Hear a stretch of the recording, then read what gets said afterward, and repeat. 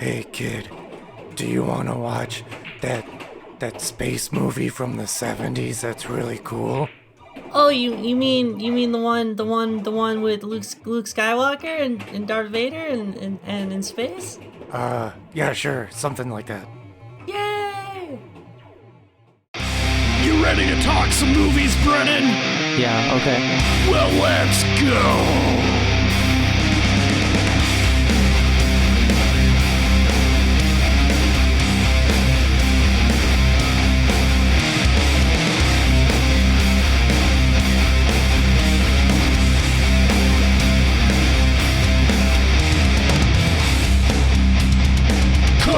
Corrupted youth!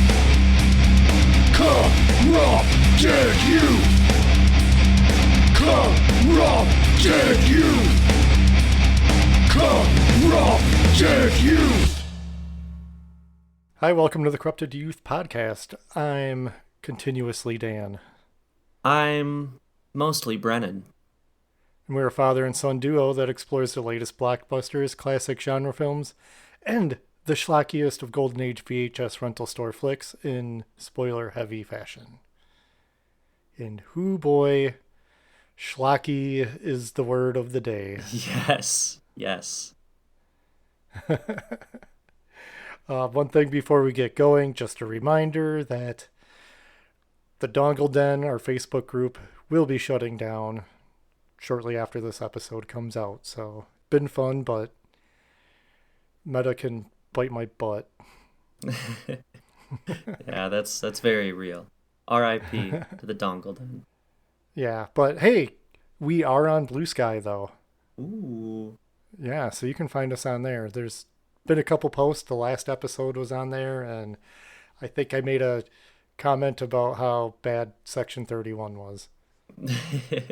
Hot take there. Which, yeah, the movie we're covering today, I would have to say, way better than Section 31. With just barely a budget. But yeah, we're covering The Humanoid from 1979. This is a fun little Italian Star Wars inspired movie. Yeah, it's a fun way to put it. Yeah. That's what they call them. They're inspired movies. Mm-hmm. Definitely not rip-offs. No, why would you say that? This is totally not Star Wars in any way, shape, or form. Fish. But yeah, this could be found on YouTube. Yeah, I love a good movie on YouTube. And that's how I found it in the first place, too, because, the first time viewings for both of us. Mm-hmm. And I happened to stumble across this trailer, and which will be played in a little bit here, but I was blown away. I was like, how did this manage to escape me for this long of my life? How did I not know it existed? Yeah, that's shocking. I'm really surprised you had never seen this before. I'm surprised I've never even heard of this before. Yeah, I know of like several Star Wars knockoffs out there, but yeah, did not know about this one. So, will this one actually end up hanging out with Star Crash in my heart? Time will tell. I love Star Crash. Oh, Star Crash is great. Yeah, and Brennan and I were guests like, oh man, years ago on Short Bus Cinema with Ricky and the late Johnny Krug. Yeah, my voice must have been super squeaky. That was years ago. Oh yeah, but yeah, we had a blast talking with those guys. That still might be up out in the ether somewhere, so if you want to hear us talk to Star Crash, go find it. It's out there. But yeah, let me get to the Letterboxd info quick. Get that over with. The Humanoid from 1979. It was directed by Aldo Lado. And, okay, it's summarized as the following. Light years beyond tomorrow. Hoping to overthrow his brother as ruler of the planet Metropolis, the evil Grawl enlists the help of the insane Dr. Craspin, who has invented a chemical capable of turning an ordinary person into a perfect soldier. They test this chemical on the pilot Glob, turning the unsuspecting victim into a mindless but indestructible automaton possessing superhuman strength. The people of Metropolis must somehow outwit Grawl before he can create an army of these soldiers, or their planet will be destroyed. Ooh, that sounds really exciting. It does. And it has like a fun cast too. Richard Kiel, Corina Clary, Barbara Bach, Leonard Mann, Arthur Kennedy, Ivan Razumov, Massimo Sorato. I could just go into a weird joke about Italian food right now, but I'm not going to. It's a lot of Italian people on this because it's an Italian movie. And also, oh, hey, we have that trailer. I did bring it up, didn't I? Oh, yeah, boot up the trailer machine. We need to feed it more, apparently. Trailer machine's hungry for trailer.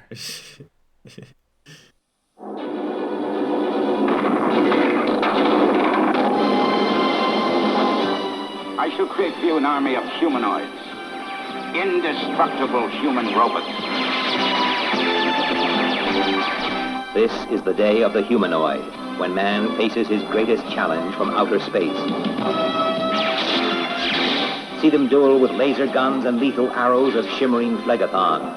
Discover the secret of Tauntaun, who disarms a mutant space creature programmed to kill. Cheer Kip, the robo-dog, as he blasts invaders from the blue planet Noxon.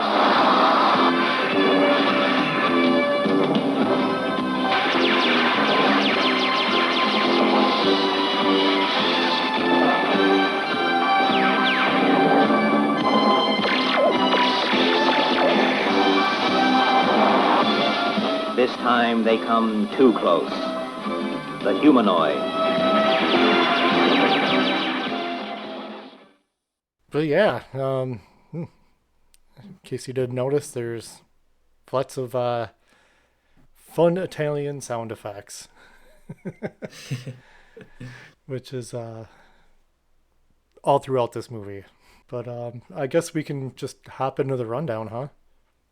Yeah, I suppose so.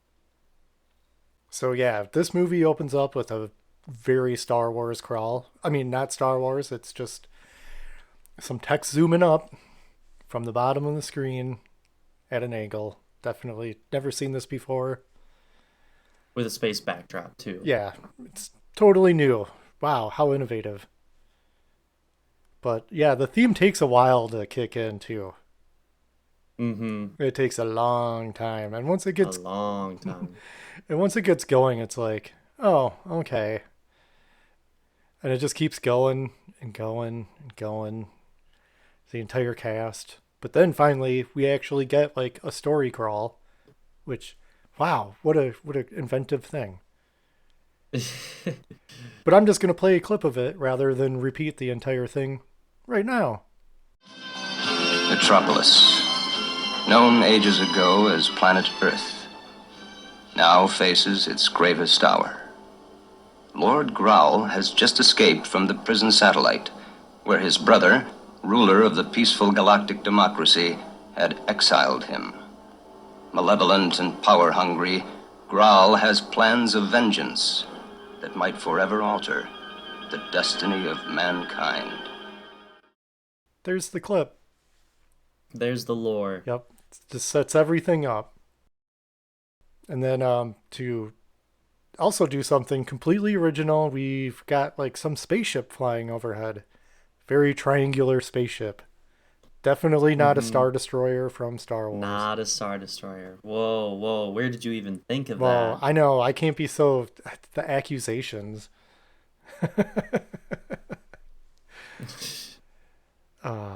Yeah, this model's not too shabby, though.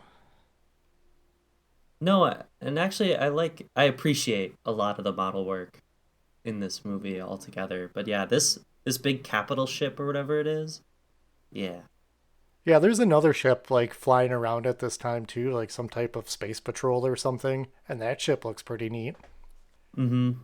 And the pilot guys got fun helmets on. Yeah, they kind of look like Captain Power from the Captain Power TV show, which you've never seen, Brennan. Yeah, that went over my head. But yeah, it was an interactive TV show. So you would buy toys that would interact with the TV program. That sounds really cool. Yeah.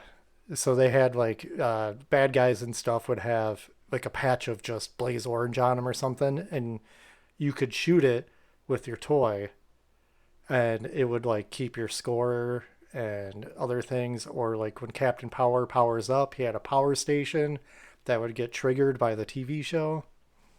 That is so cool. It was pretty wild. Yeah, and actually that show ended up getting canceled, not because the toys didn't sell well or the show wasn't entertaining, but it was because a lot of parents got mad because the storylines were too mature for children. And not in like a sexy time way either. Just like it dealt with like war and terrible things like that. So what you're saying is it was too good. Right. Yes. But it was also one of the first shows to have like fully realized CG characters in it that were also like around with live action people, and I'm sure that looked really bad. It did. I mean, to today's standards, yeah. Oh, but yeah, enough about Captain Power. We were actually talking about the Humanoid. Yeah, the bad guys showed no mercy for the Space Patrol, though. No, none at all. Just blow them up without even thinking twice about it. Nope, no warning, no nothing. They just murder him in cold blood. But then we get this like weird shot where it like zooms into the ship window. I appreciate what they were going for with this one. But yeah. And also it's kind of weird to think about because it's just like this side window, but then apparently it's like the bridge of the ship. I don't know. A little goofy, but I see the vision. I could see what they were going for too, and it did not stick the landing, but I at least appreciate that they tried something different. Mm-hmm. And this is where we get to meet Lord Grawl.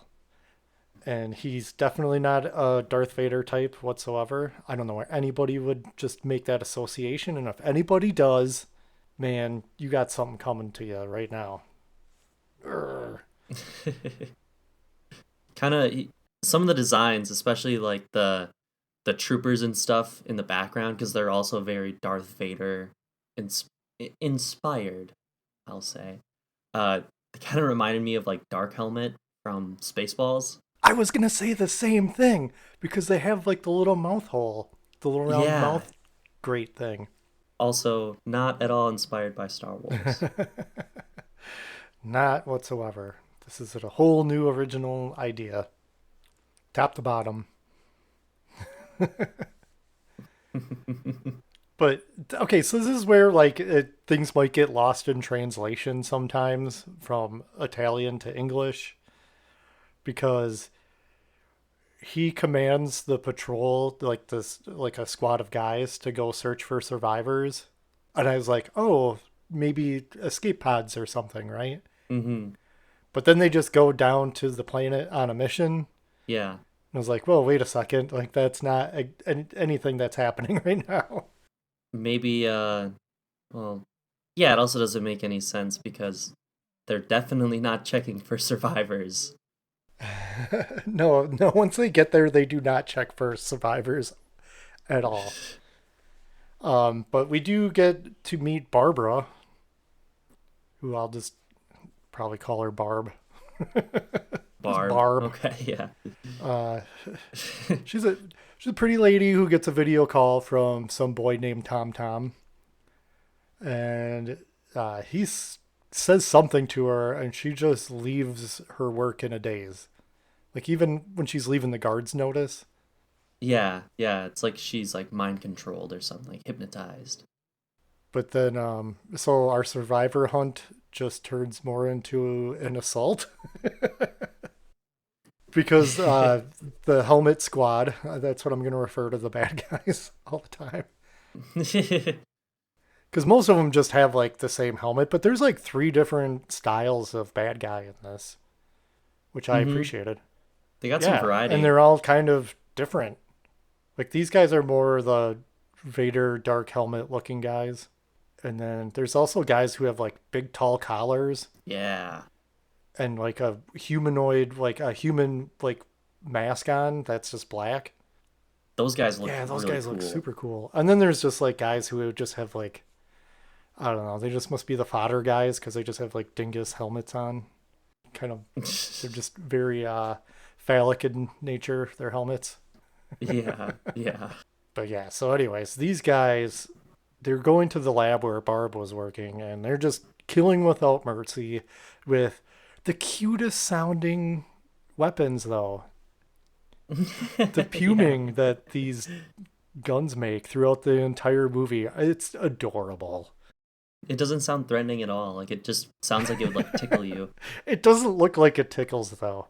No, No. these folks are like they're not loaded with squibs, but they're definitely loaded with like sparklers and stuff, and it looks like it would be kind Hmm. of painful. There's a couple of times where it doesn't look like it goes as planned. Yeah, yeah. Hey, hey. They got it on. They got the shot. They got the shot. That's what matters. I really liked when the helmet squad are going up like the elevator or whatever.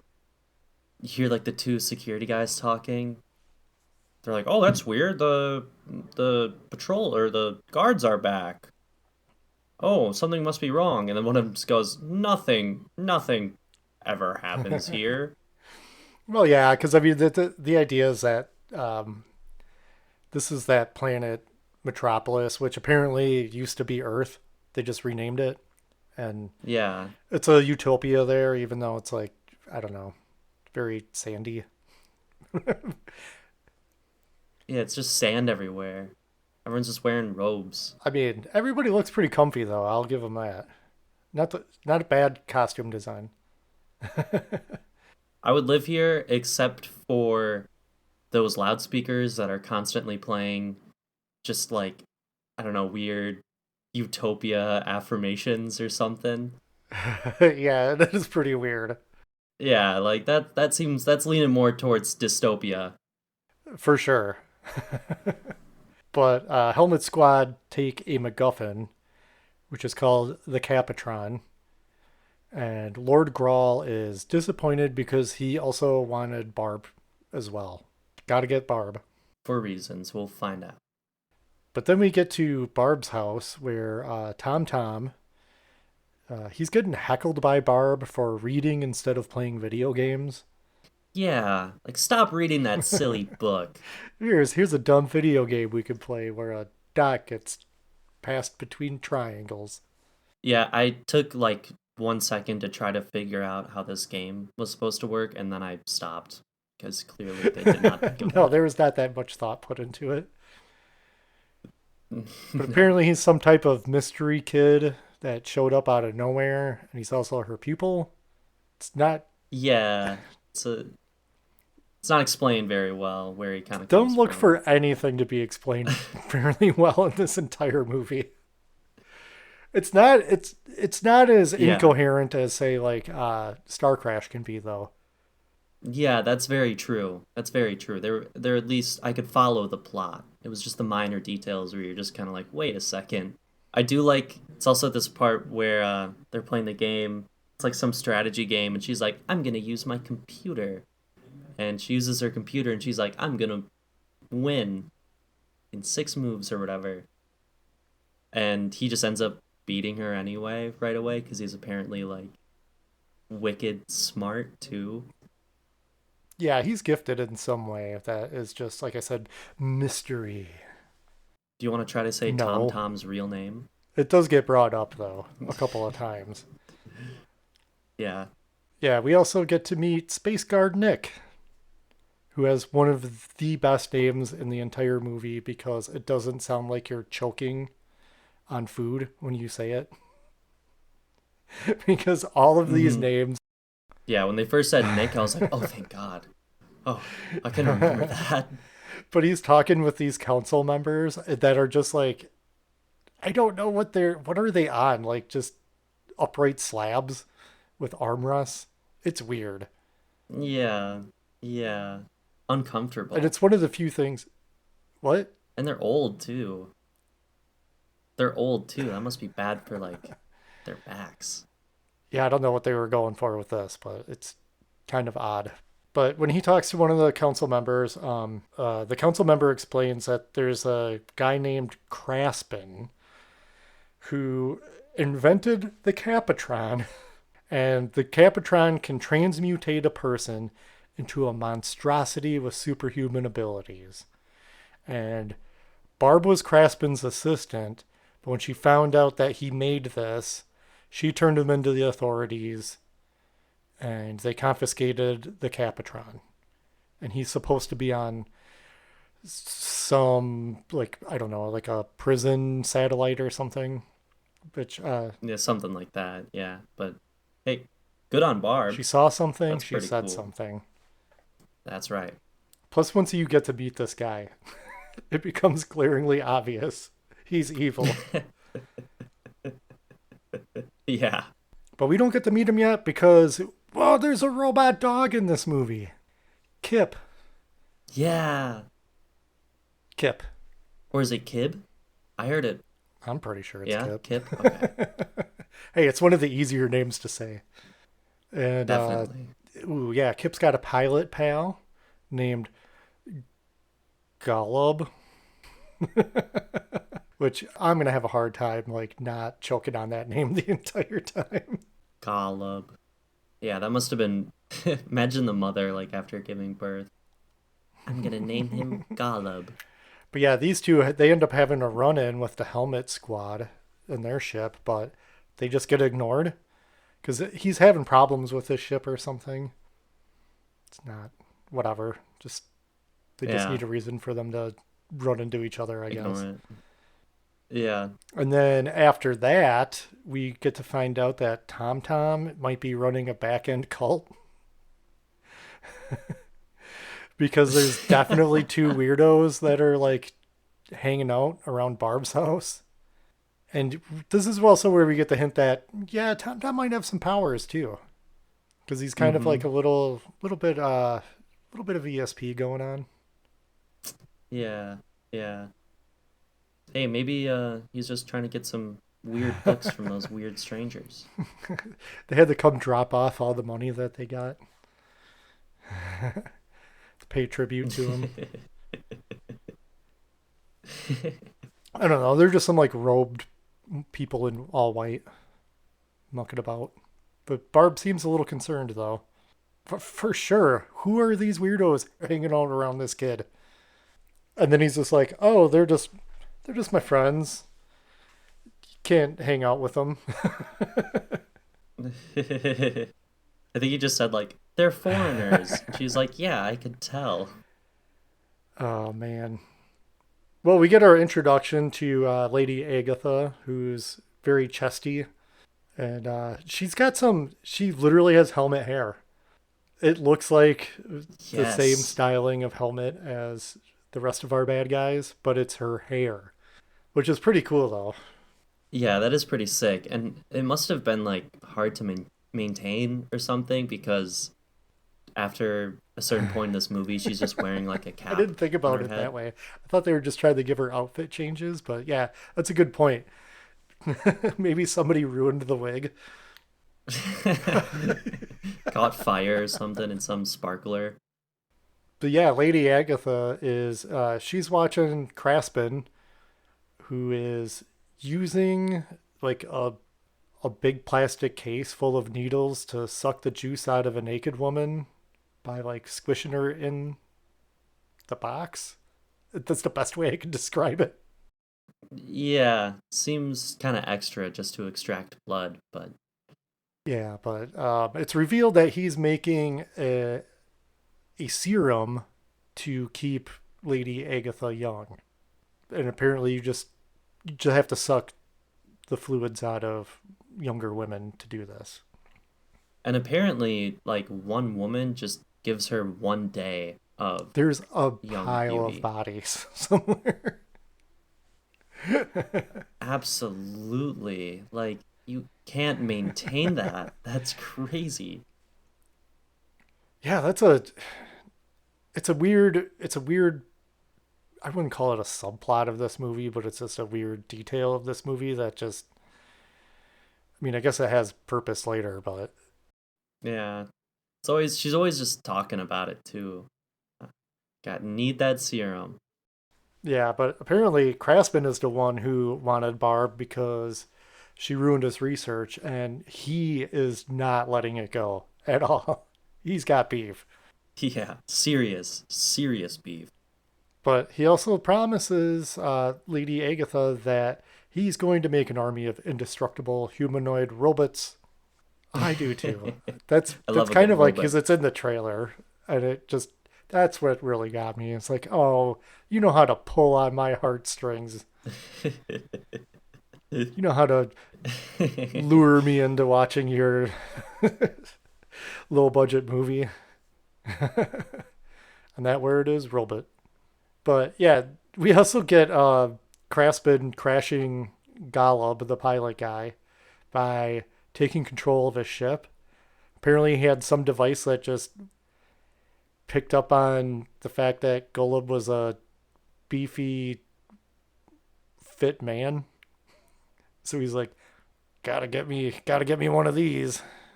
Yeah, which also makes me wonder, like, so they need like a big beefy man. I get that. Like that's like the perfect specimen to turn into a hulking monster. Do they not have any in their army? Or is their army just like a bunch of like schwimpy guys? I feel like they wouldn't have a problem just using expendable foot soldier I don't know. Because movie. because movie. Yeah. Because you've got Richard Keel. That's why.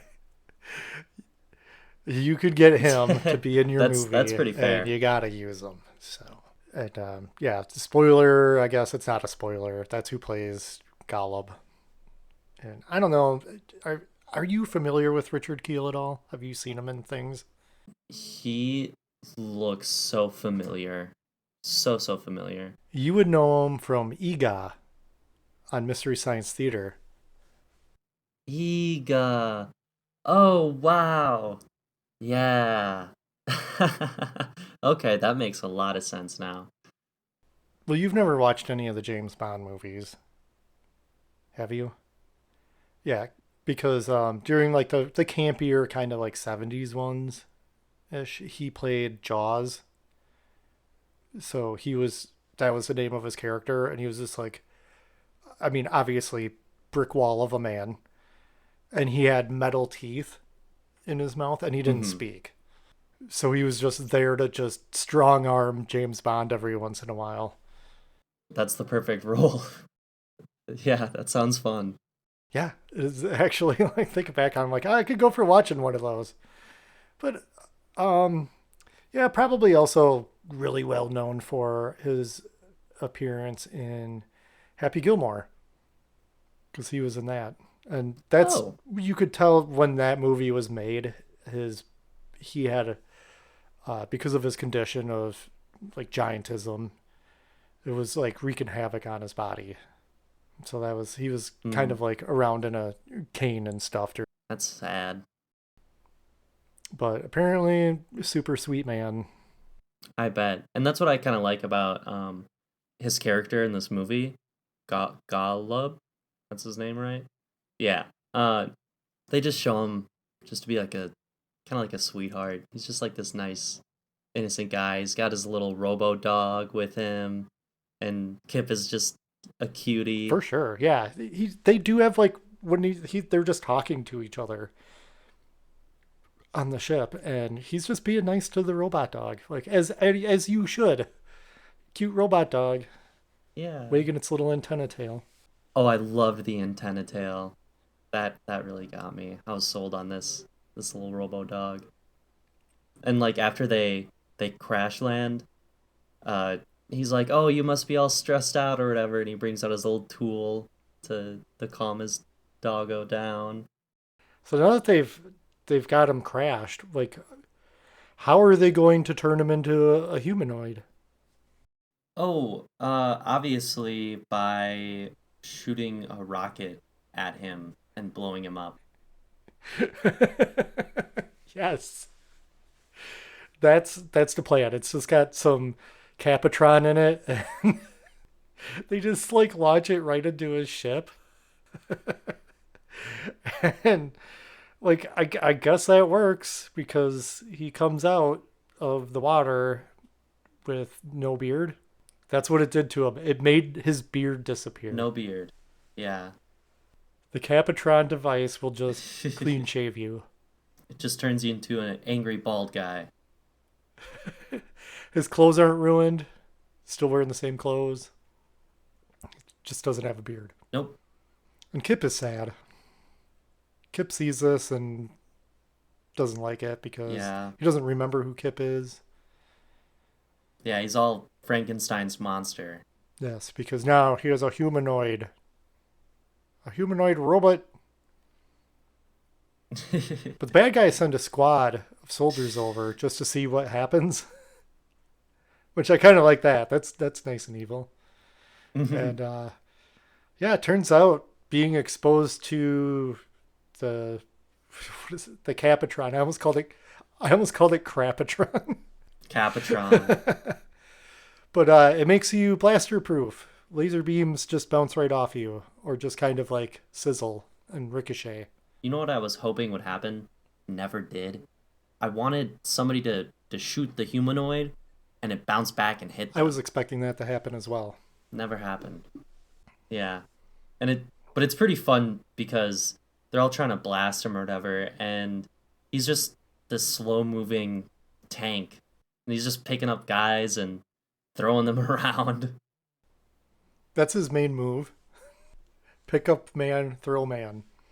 Yeah.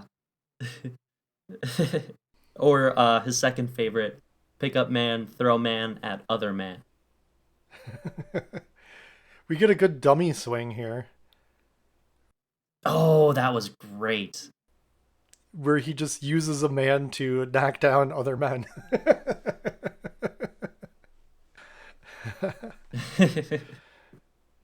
Yeah, this whole thing happens. It goes on for a little while. It's pretty funny.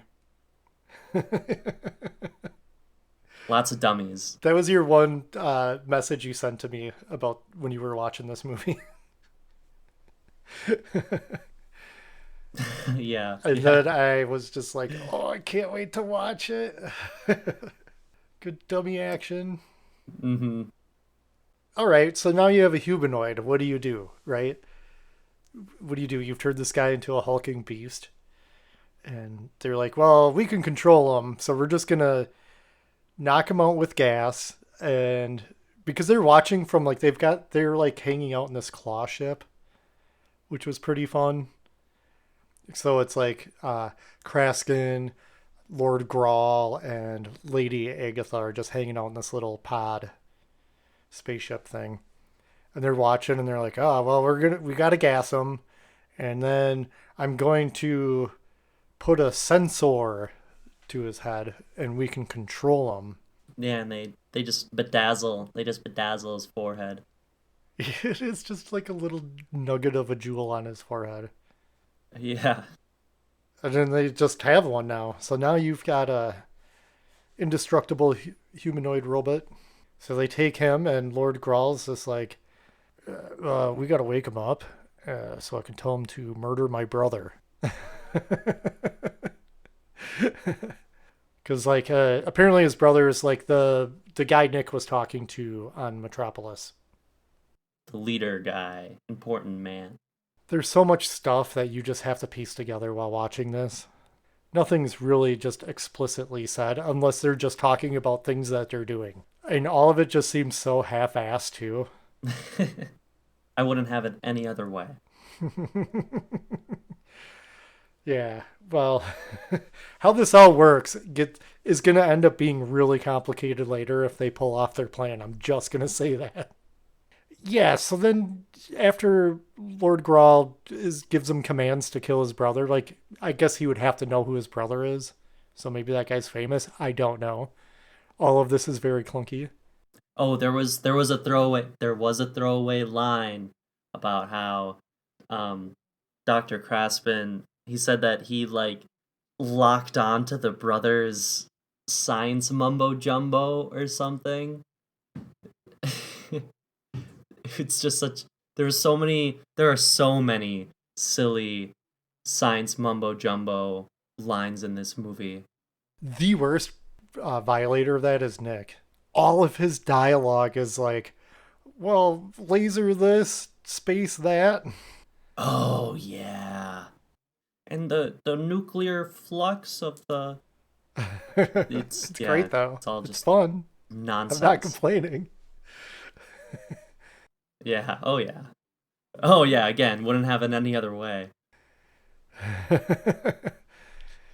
But yeah, so after the humanoid gets direction to kill the brother, they gotta knock him out with more gas.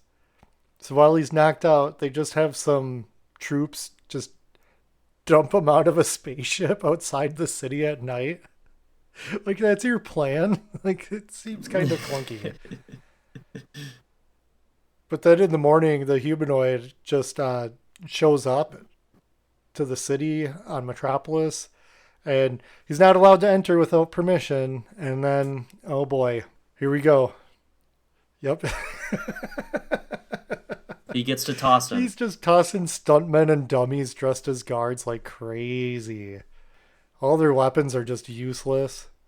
They do like a good point to show like them trying to evacuate all the civilians. Oh yeah, and this is where I thought for sure somebody's gonna get killed by a ricochet, because there's so many civilians just around, like ducking and covering and nowhere to go. Yeah, like there's one part where he's walking across like this little bridge, and there's like people laying like on the ground all around him, and then the guards are just like, shoot him more. That's all more." they can do is just keep shooting at him and get tossed around. Yeah. Nick is like, okay, we need to get Mr. Brother Leader guy to safety. And he's like, we're going to go to the Science Institute. We need to go to the Science Institute. And there they have this like ball of Krypton or something, I think they called it. Yeah. And they put it in this machine that's just like this super crazy strong hydraulic press, and like it like flattens the Krypton, which is apparently a really impressive feat. So they have this ginormous hydraulic press. I wonder what they're going to use that for.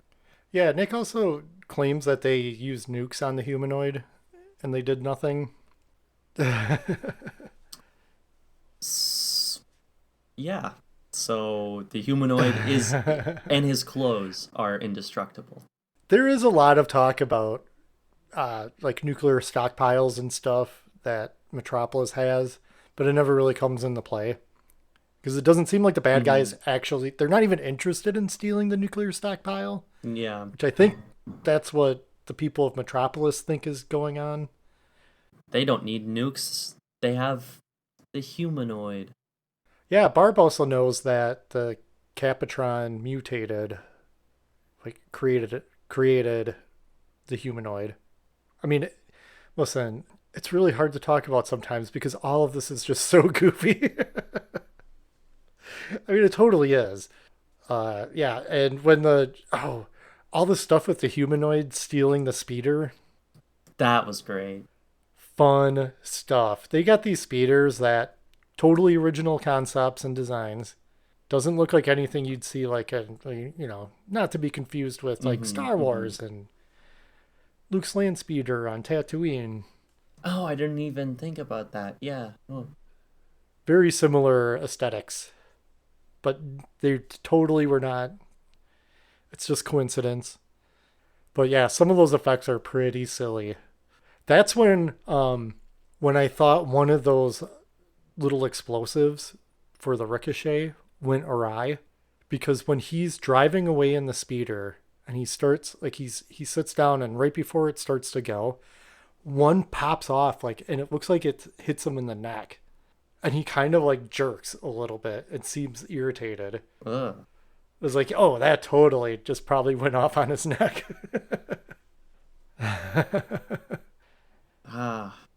That's rough. They got the shot. But yeah, he ends up showing up at the Institute, and they're still trying to just hit him with blasters and stuff. They even blow up the speeder he's in.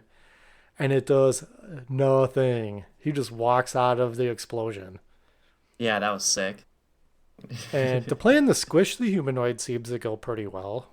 Yeah, they lure him in there with just using the brother, um, and the press comes down on the humanoid, but of course, because it's the humanoid, he just catches it and holds it up, pushes it up, and that was their final plan. That was kind of it. like like they were like, oh, that didn't work, and the humanoid like grabs the brother and is going to kill him, but mm-hmm, Yeah.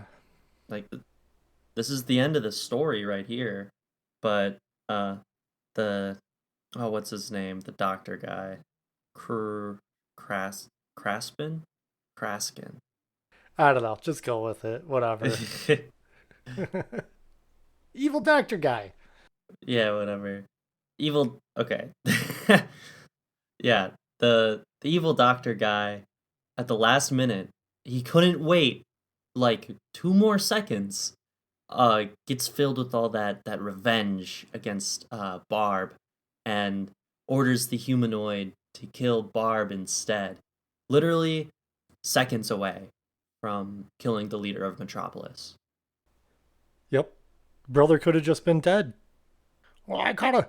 Oh, it's Barbara. You gotta kill Barbara first. Yeah. So yeah, the humanoid switches targets and is now headed for Barbara. Oh no. Yeah. Who just went home. That was her plan. I'm just gonna go home and hang out with Tom Tom. Yeah. And then, like, Tom Tom, like, because the humanoid shows up at her place and they're having this really awkward chase inside her house. And Tom Tom does it's very much golden child shit. That's what I wrote down in my notes. So I think, like, the golden child owes this movie some money for their use of mystical kid, calming down a unstoppable monster of a man, because he gets in the humanoid's head, and Barb just yeets out a window and leaves Tom Tom behind. She's like, it keeps cutting to her just running away from the house. She just left him Yeah. there to be murdered. Yeah, she's like running away through the desert while also going, Tom Tom, Tom Tom, like you left her. Or you left him. Yeah, I got to find a way to save Tom Tom. No, that kid's probably dead. I mean, if he didn't have powers, that kid would have been dead. She just bailed on him. She just Yeah. left him behind. Barb, not a good person. Yeah. She outwardly tries to appear like she's this super nice, sweet lady, but deep down, selfish. But it doesn't matter because Tom Tom continues his mystical power thing, and the sensor goes away, and now they're pals. Yeah, they're friends. And this is the shot from the trailer that really had me sold. It's when the humanoid's like kneeling down in front of Tom Tom and they're like, yay, like they're just all happy, like they're friends. I was like, oh yeah, this movie's gonna be really, really amazing, isn't What? And the power of friendship? You had me at robot. You had me at robot dog. it? Yeah. There's a part here where Tom Tom's like waving his hands in front of like the humanoid's face. I don't I rewinded it a couple of times. I I I think it was Tom Tom's hands, but they almost look like fake hands that people are just waving in front of his face. It is such a weird I didn't notice. shot. I might want to go back and rewatch that. Check it out. It would be hilarious if there was just a couple sticks with hands on them that were used. Oh my god. I want that to be the case now. That's what it looks like. Yeah, I don't know if it is. I really don't, but just the way it looks had me cracking up. Well, Barb is running away from danger and the potential of Tom Tom getting murdered. She runs into the Helmet Squad, who's got some guys, but then they get shot by some glowing arrows just in time.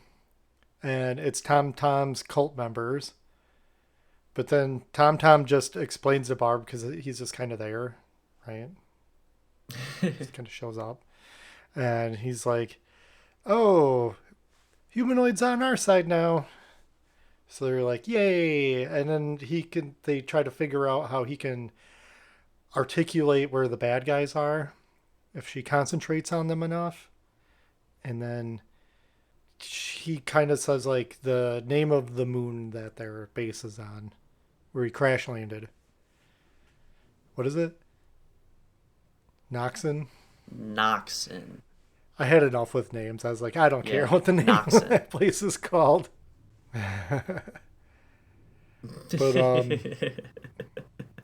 yeah, then she goes, well, all right, I'm going to take off. You guys hang out here.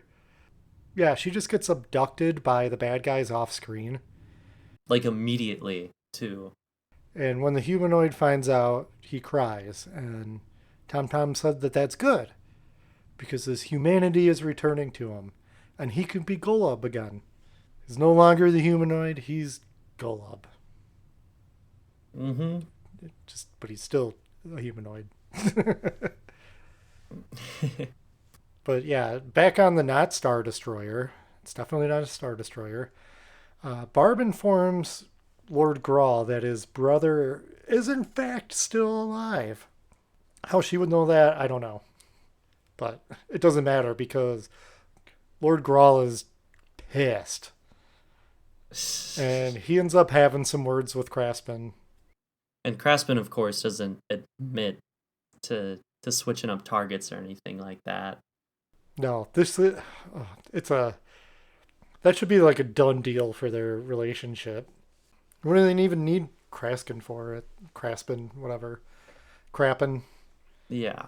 Why do they need him anyway at this point? They have like the MacGuffin thing. Whatever energy that is. Plot. That's why. But Nick hatches a plan to save Barb with Golub. But Tom Tom ends up just sneaking aboard their ship, which turns out to be pretty handy because they get swarmed by a squad of attack fighters, and somebody's got to fly that ship while Nick mans a turret on the ship, which this is a completely original like set of action bits, I guess you would call it, right? Of Nick in this turret. I've never seen anything like this before. Yeah. Wholly original. Nothing like what came out 2 years previous. I mean, if you were escaping a Death Star, this would be something cool you could do for sure. Shoot some TIE fighters. Man, if only Star Wars had something that looked this cool. Definitely. Mm-hmm. Yeah, they totally. This is heavy lifting here. Yeah. Even like the little targeting computer thingy, like just the whole setup of the turret is exactly the same. You know what, though? I don't blame them. It looks cool. Oh, of course. Yeah, it looks really cool. But then their ship ends up getting... It does take some damage, which just knocks Nick and Tom Tom out. And thank goodness that Golub begins to remember how to fly, because it's the same style of ship that he had, which is also convenient. The sets, model work, you name it. Especially for the sets. I mean, granted, he was flying for... It's not like he had his own independent ship. He did, like, he was part of the Metropolis military or whatever. Right. So it's not that big of a stretch, but yeah, it definitely was to save money. He's just got to push those dials back and forth.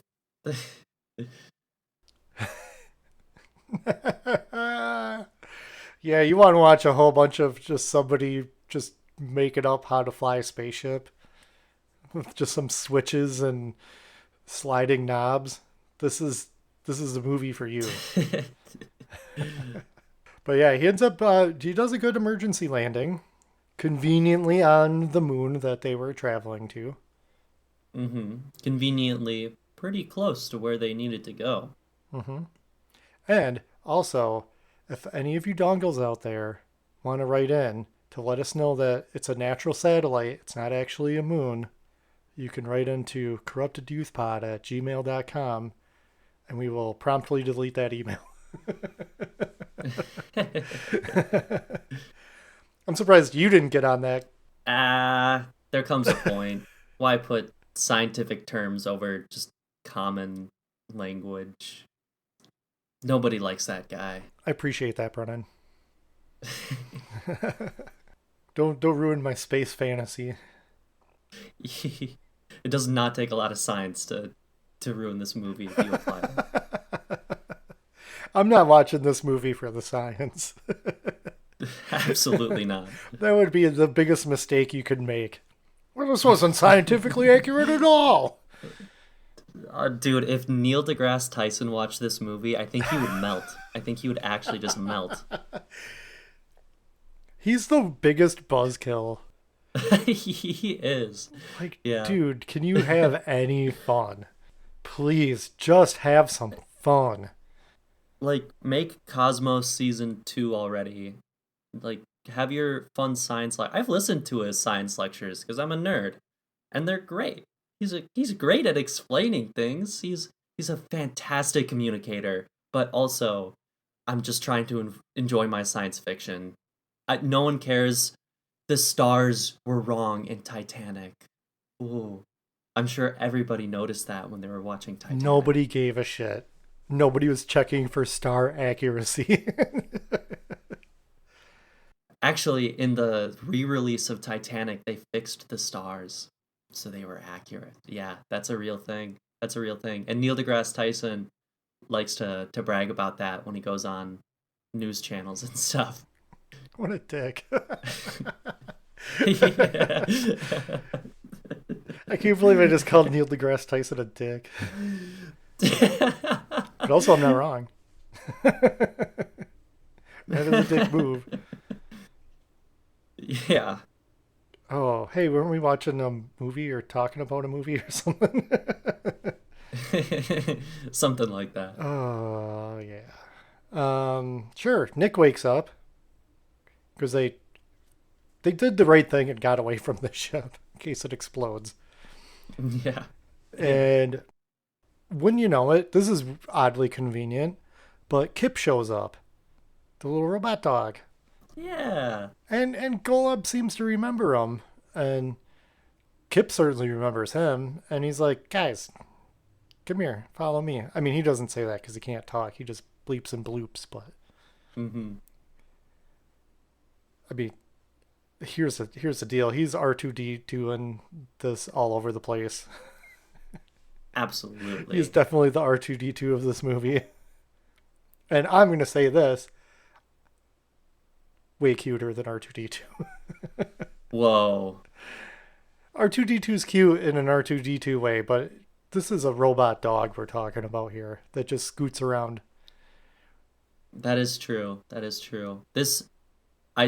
I'd say the biggest difference is that R2D2 is cute.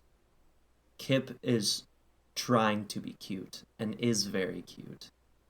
It is cute by design. Yes. Yes. You cannot help but fall in love. The second the antenna tail came out and started wagging, yeah, sold. Kip leads them to the base, and they sneak in way too easy. These guards, yeah. I mean, granted, who's showing up there, first of all, so... And that one guard was kind of talking about how he thought he had a chance with Lady Agatha. With Agatha. That was hilarious. Yeah, he was like, if only she gave me a shot. Yeah, you got a shot, buddy. Okay. Okay, bro. Uh-huh. We've seen your boss. I like when, because they, Kip distracts the guards, And I like when they see him, they're like, oh, maybe it's Grohl's. Maybe Grohl has a little robot dog. That'd be cute. Yeah. We learn at this point, though, that Kraskin, whatever his name is, evil scientist guy, plans on launching a larger Capitron warhead at Metropolis so that he can create an entire army of humanoid robots. That's how he's going to create the army of them. And this is where, if you think about it, it gets really muddy, because how are you going to knock them all out with your gas in order to put the sensors on their foreheads? One by one, gotta be really careful too. Because they'll just indiscriminately attack anyone. Right. Yeah. So you have to be like extra careful, and they're also like laser proof, and that just sounds like a nightmare. And also, why didn't they just launch it sooner while like the brother leader guy was still there and just turned him into a human robot? Because I mean, that's just the same as killing him. We shouldn't think about it that hard. Yeah, Because definitely not. here's why. Because in this scene we find out that Lord Grawl and Lady Agatha are gonna get married. Yeah, good for them. Good for them. That's nice. I love that for them. They Yeah, do. that's sweet. They're a great couple. They are. I when they meet each other for the first time, he's like, "Oh, our time apart has only made my lust for you grow," or something like that. Like Yeah, they're in love. that's what you want to hear, Tongles. If you want to fall in Mm-hmm. love, Mm-hmm. you need that kind of love. Evil love. Yes. Evil love. Evil love doesn't die tonight.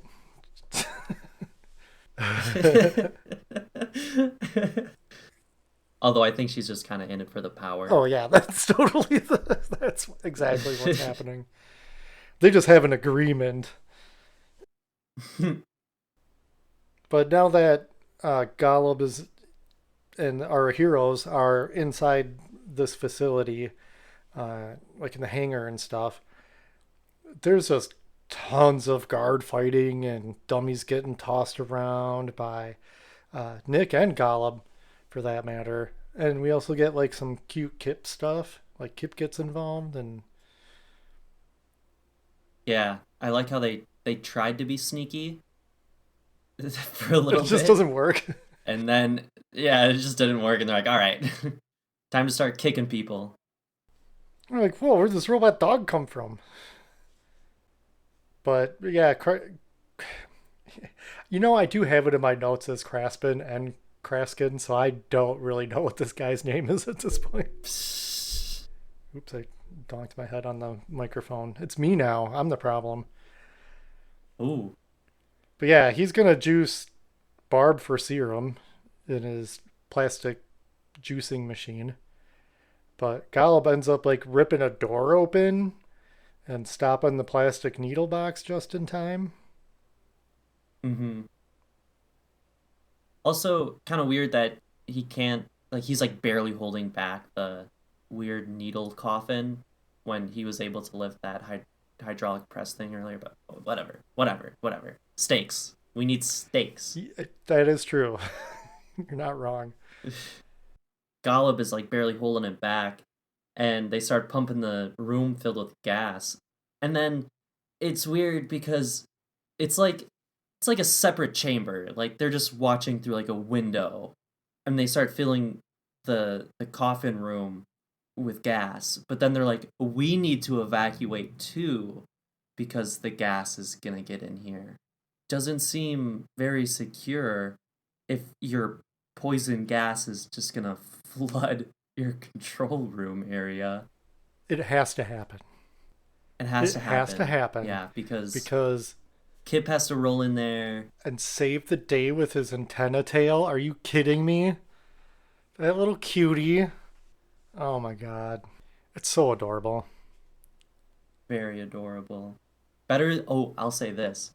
Better than the robot dog from Doctor Who. Oh, way better than K9. Yeah, And cute robot dog too. Still cute robot dog. definitely. Absolutely. Just a better one. Just saying. That's going to be controversial. CorruptedYouthPod@gmail.com. Let us know who your favorite robot dog is. That's a good question. Yeah. There's enough of them out there. Who doesn't love a good robot dog? Come on. Lots of puming hallway and hangar fights happening here. This hallway does not look like a Death Star hallway at all. No. Not at all. So don't even get that in your head.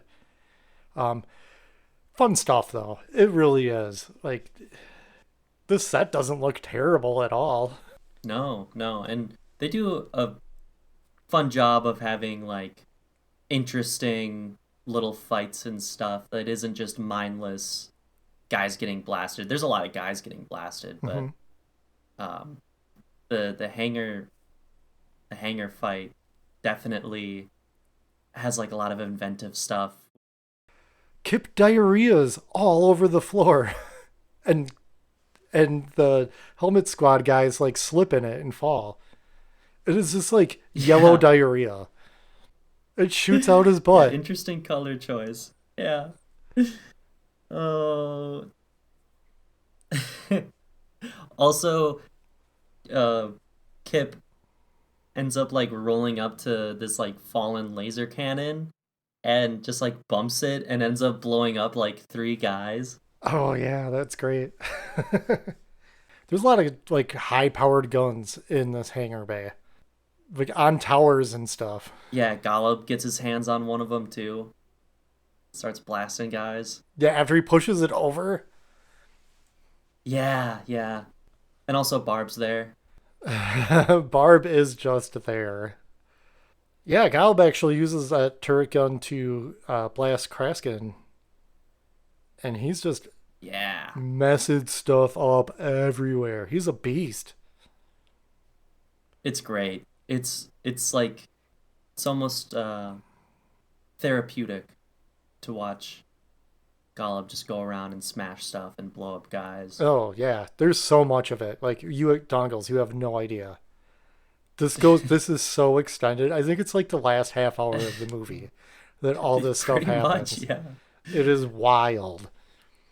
God, oh man, even Kraskin's corpse just ends up under the rocket because the rocket's been activated for launch, and it's just like flaming out the bottom, and it's just like burning his corpse. And Golub is just like, yeah. Yeah, he looks at it, he's like, yeah. I like this. Oh, this whole time too, Lady Agatha has been complaining like, when am I going to get my serum? When am I getting my serum? Mm-hmm. And scientist guys is like, it's on the ship. Don't worry about it. We'll get it when we get on the ship. But man, she ends up like having some withdrawals and just in seconds decays into a corpse right in front of Barb and Tom Tom. It is pretty fun. It's amazing. Yeah, it's pretty great. I'm surprised Barb didn't try to like shield Tom Tom from like the horrific sight, because it is a little horrifying. And then Tom Tom has some words of wisdom about Agatha keeping herself alive or whatever. Yeah, that is where we find out that it was a 1-day treatment. Yeah. Crazy. Oh. We get one of the coolest things to happen in this movie, where Golub takes a random metal beam and chucks it and decapitates like 6 guys that are just standing there. The beam just plows through all of them, and you can see their heads getting knocked off. That is awesome. They were just having a fun little conga line. Next thing you know, steel beam. Yeah, great. Oh, I was smiling ear to ear. Tom Tom gets into some trouble, but his cult guys show up to save him. And then they just kind of vanish. They might be some type of weird ethereal beings. Yeah, yeah. Not all real. Yeah, because they do just show up and leave. Hey, happy to see them though. They look pretty cool, and I like their blue arrows. Blue arrows are cool. Laser arrows, thumbs up. Not enough laser arrows in this movie. Just saying. Mm-hmm. Yeah, I agree. We needed way more of those. Oh, Nick is able to sneak away, and he climbs onto the big ship in the hangar. Doesn't have his gun though. He drops his gun like a silly little goof. He's been slap happy murdering guys left and right this whole time. Yeah, but he's able to sneak way to where Lord Rawl is, and there's a fun confrontation here, fun fight scene, because Nick doesn't have a gun, and Grohl activates his like laser gloves, I guess you could call them. Hey, I just have They are pretty rad. I just have them in my notes as laser hands with finger beams. So Yeah. same, we're on the same wavelength here. They look pretty cool, and I like the lasers that they shoot out. And they're like cutting pipes and stuff, and Nick tries using one of the pipes to fight them, and it's a fun little fight scene. I'm gonna attack you with a tube. Yeah. Hollow tube. Hey, hats off to him. He tried. Mm-hmm. And Yeah. he's gonna get murdered here too. But Golub shows up and just bear hugs Grawl until he just phases out of existence and vanishes inside his clothes. I was hoping for like a cool fight scene or something, but yeah, he just like gives him a big old hug from behind, and then Grohl just turns into energy. And that's where Tom Tom just shows up and he just says some wise shit about just, I don't know. It doesn't really matter. It's this bumbo jumbo stuff. But then he disappears. He like vanishes in front of him, but then he's just in the next scene instantly, escaping with Nick and Barb and also Kip. But then we just get more of Golub just trashing this base even further. So just more of that.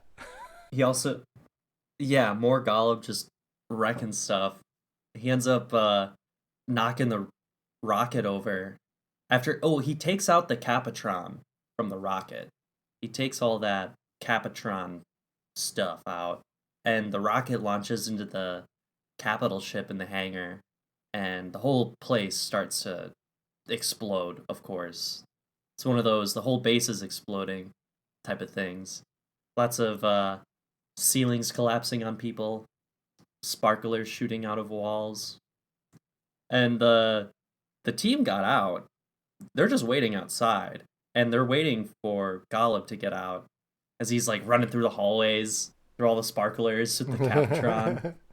And we get some actually cool explosions and stuff from like the outside of the base, the little towers or whatever they have blown up. Those were some pretty cool explosions. It's not bad.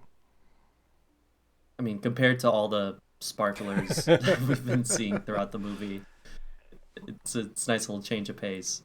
So what does Golub do with that Capitron once he's outside? Apparently the Capitron is gonna like explode or something, so he runs and he jumps into a little nearby pond, pretty much. Jumps into the pond and it explodes. It explodes. And then they're all like, Golub, he killed himself to save us. He got his humanity back. He sacrificed himself.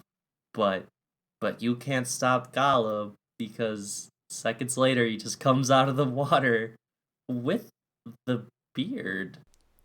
He has his beard back. He can remember the names of his new pals, but not the events. It's all stored in his beard. Even Barb is like, oh, I like you with a beard. He's like, well, I've always had a beard. Yeah. And then a crystal ship shows up, and the two white cult guys come out, and Tom Tom's like, oh, I've been summoning these guys all the time, but my work here is done. I have to go back to ancient Tibet. What?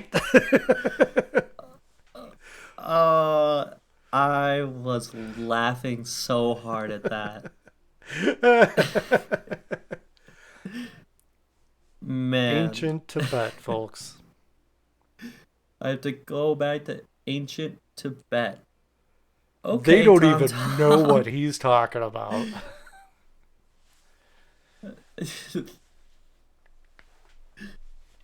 And he just sails away. And if we didn't mention it earlier, but yeah, Tom Tom is your mystical Asian child. Or trope, I should say. Stereotype, I guess. Either way. Yeah. That's what he is. And just having the I'm going to ancient Tibet just blew my mind. I'll say this, didn't see it coming. Absolutely not. No. No. I was floored. But we also do get a nice narration to just backload the movie with information quick, let you know everything's okay. I'll play that clip. Once again, planet Earth had narrowly escaped disaster. Once again, it had found in itself the intelligence, the insight, and the strength to repel a mortal enemy. Once again, man was to live at peace in the galaxy. What an adventure. Oh, man. Whew. Wow. Who knew that all it took to turn into a humanoid was to explode? And who knew that the only thing it took to regain your humanity back was to explode again? It is completely the amnesia effect from Gilligan's Island, where Gilligan gets hit by a coconut and gets amnesia, but being hit by another coconut gives him his memory back. Yeah. Or it's like handsome Squidward. He gets his face smashed in the door, turns handsome, and how do they turn him back to normal? They just slam his face in the door more. You gotta love it. Yeah. Yeah. I will say with this movie too, there was quite a few reused shots. Quite a few. And also the planet Noxon or whatever where the bad guys are and Metropolis are the same locations. like they shot them wherever Wherever in it the was desert. cheap.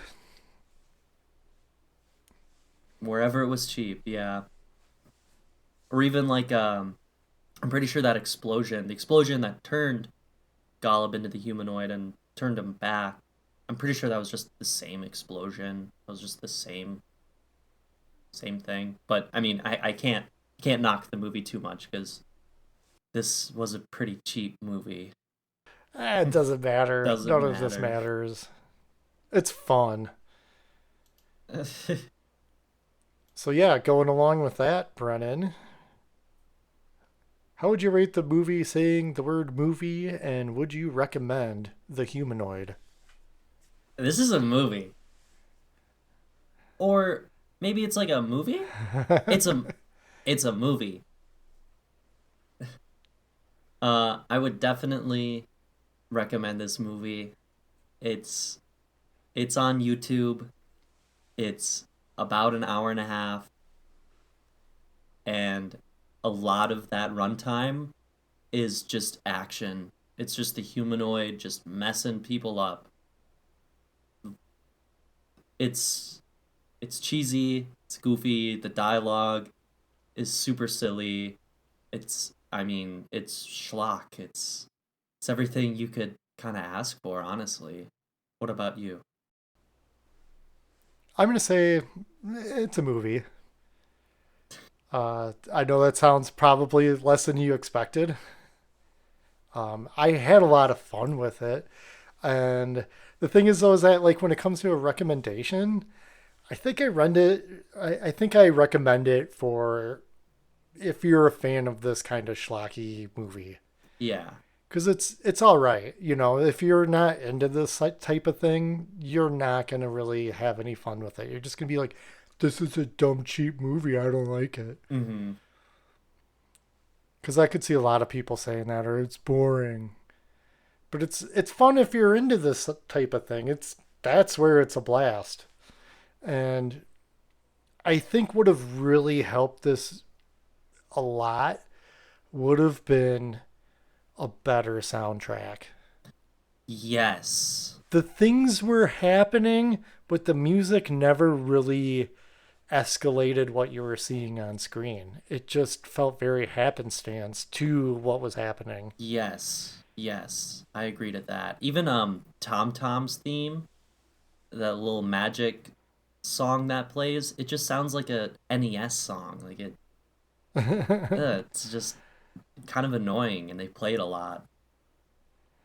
Yeah, it just needed something, and the sound effects had they been like cooler, because it's not like the visual effects were bad. Mm-hmm.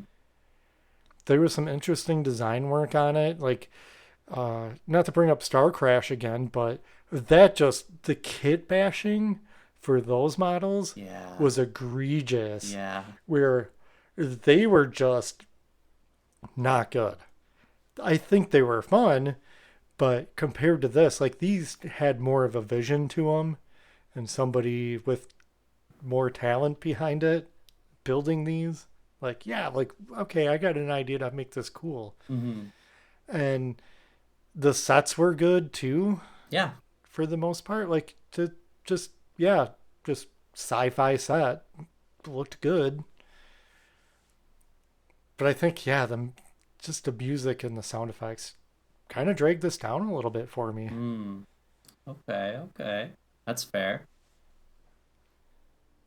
Which is weird. I don't know. I feel very conflicted about all of this. Like having to just come to terms with, yeah, I kind of thought it was just all right. I think, yeah, I agree with you too. You have to know what you're getting into, and if this kind of movie isn't your thing, then you're absolutely not gonna enjoy it. No. But if you do like this type of thing, you're going to have fun with it. Yeah, it's a lot It's of fun. fun. You don't need to pay attention to it a whole lot. It's just like, what are they doing now? Oh, okay. Here's some space laser action. Mm-hmm. It's completely acceptable as a movie. I've seen far worse than this. Like Oh, it's not yeah. it's not boring, that's for sure. No, no, not at all. It moves along pretty good. So that's 1979's The Humanoid. Completely unrelated to another 70s space movie.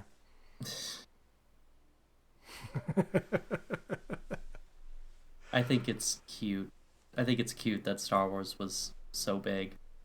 And then it just spawned all of these Star Wars clones. I love it. I do. I mean, the fact that I probably watch Star Crash more than A New Hope now says a lot. That's crazy.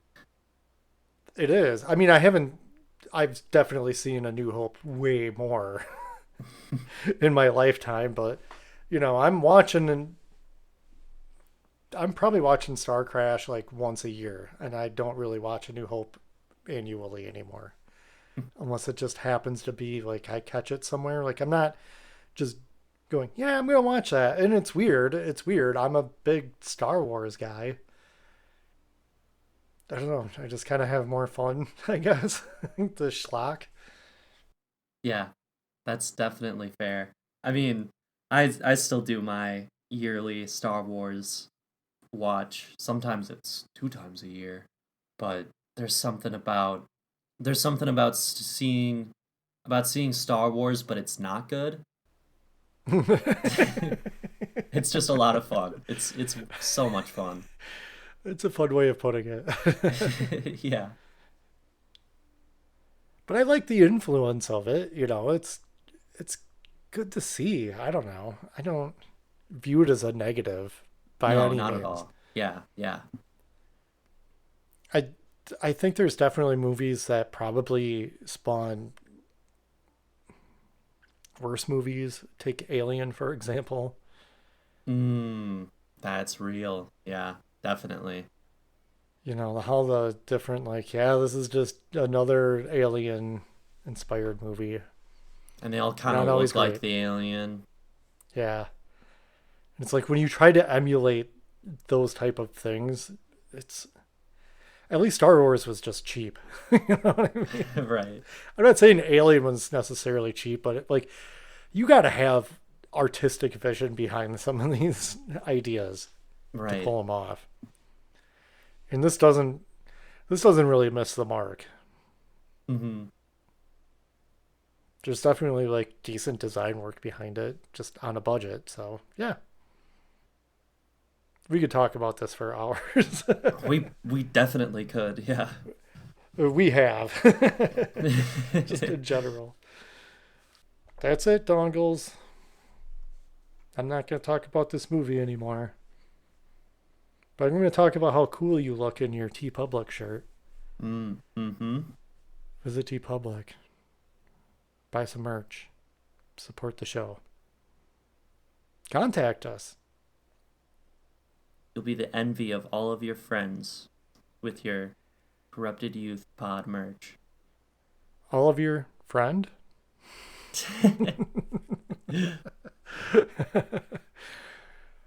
Yeah. Contact us. Let us know what your favorite Star Wars ripoff movie is.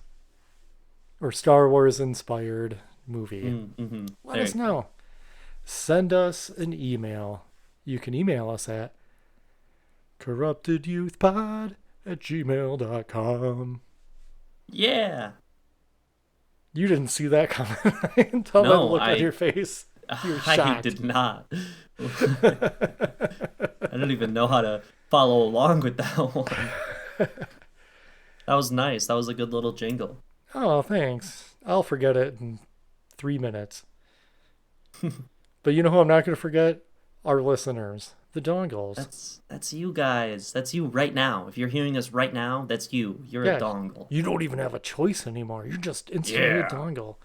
Yeah. We have launched our missile into your spacecraft, and now you have transmutated into a dongle. Into a dongle robot.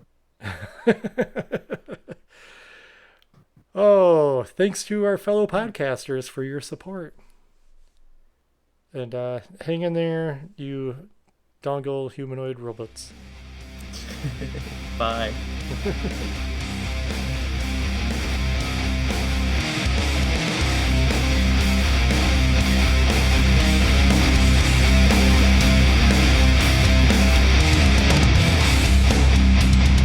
Corrupted youth! Corrupted youth! Corrupted youth! Corrupted youth! It's all right, kid. Don't worry, boy. We'll get out of this somehow. The worst that can happen to us is we'll spend 2,000 years in suspended animation. Well, still beats a desk job.